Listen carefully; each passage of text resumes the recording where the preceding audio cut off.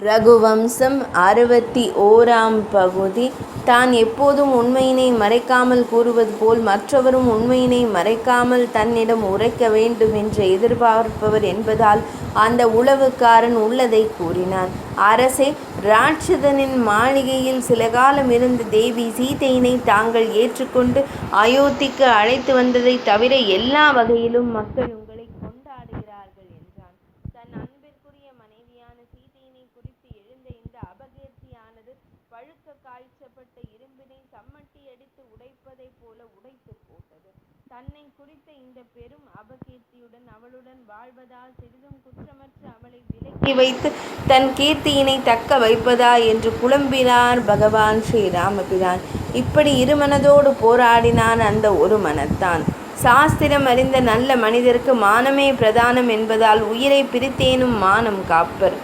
அதனால் தன் மானம் காக்க தன் உயிரணைய தேவி சீதையினை பிரிய முடிவெடுத்தான் ராமபிரான்.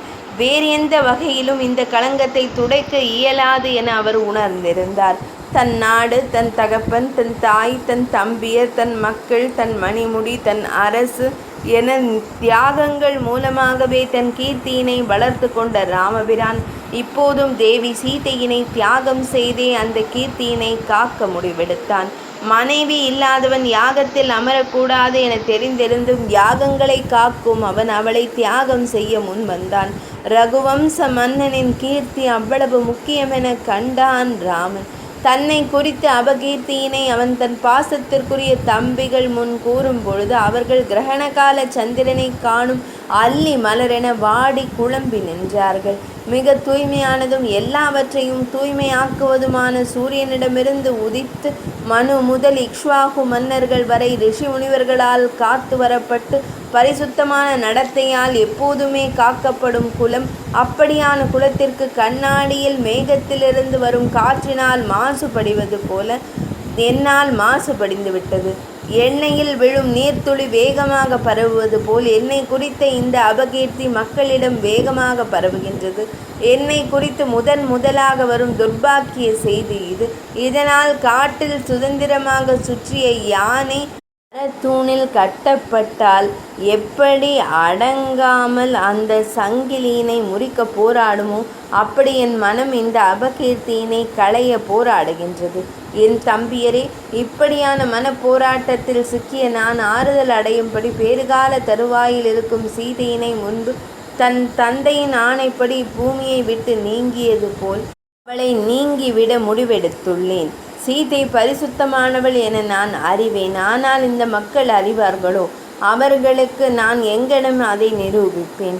ஒரு அரசன் மக்கள் நம்பிக்கைக்கு ஏற்பத்தான் ஆட்சி செய்ய வேண்டும். ஆனால் அவர்களோ விஷயம் அறியாமல் சந்தேகிப்பார்கள். நிலவில் களங்கம் என்பது ஒரு காலமும் இல்லை. பூமியின் நிழலே சந்திரனில் கருப்பு பிம்பமாய் தோன்றி விழும். இவர்களோ அதை அறியாமல் நிலவு களங்கமுள்ளது என்பார்கள். இப்படியான மக்களே சீதையின் களங்கமுள்ளவள் என்கிறார்கள். இங்கு நான் வேறு என்ன செய்துதான் என்னை நிரூபிக்க முடியும்? அரசன் மக்களின் சந்தேகத்திற்கு அப்பாற்பட்டவனாக இருக்க வேண்டும் என்பது அவனுக்கான பெரும் பாரங்களில் ஒன்றல்லவா? என் சகோதரர்களே, அப்படியாயின் இவ்வளவு போராடி ராவணனை வதம் செய்தது வீணாக போயிற்றே என கருதுகின்றீர்களோ? அது வீணானது அல்ல. தன்னை மிதித்தவனை நாகம் வேகமாக கடிப்பது அவனின் இரத்தத்தை ருசி பார்க்க அல்ல, மாறாக தன்னை மிதித்த கோபத்திற்கு பழி தீர்க்கவே. அப்படி நானும் ராவணனை பழி தீர்த்தேன். அது அவனுக்கான தண்டனை. என் உயிரில் அவமானம் எனும் அம்பு தைத்திருக்கின்றது. அதை அகற்றாவிட்டால் இனி நான் வாழ மாட்டேன்.